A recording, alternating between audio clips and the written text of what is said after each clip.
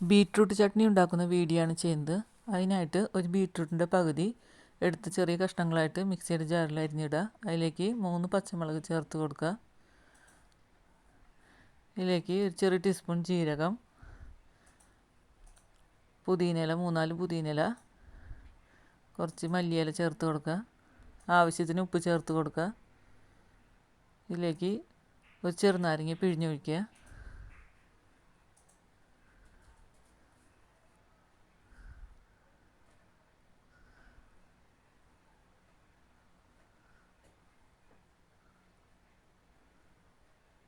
ഇതിലേക്ക് 2 പിടി തേങ്ങ ചേർത്ത് കൊടുക്കുക.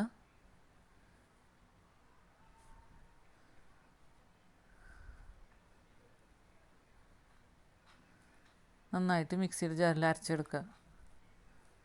കുറച്ചും കൂടി വെള്ളം ചേർത്ത് നന്നായിട്ട് അരയ്ക്കുക. അതിന് ശേഷം ഒരു പാൻ ചൂടാക്കാൻ വെച്ച് അതിലേക്ക് വെളിച്ചെണ്ണ ഒഴിച്ച് കടുക് പൊട്ടിക്കുക.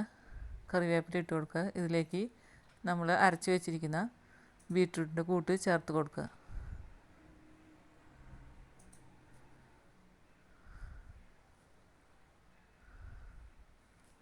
നന്നായിട്ട് ഇളക്കി കൊടുക്കുക.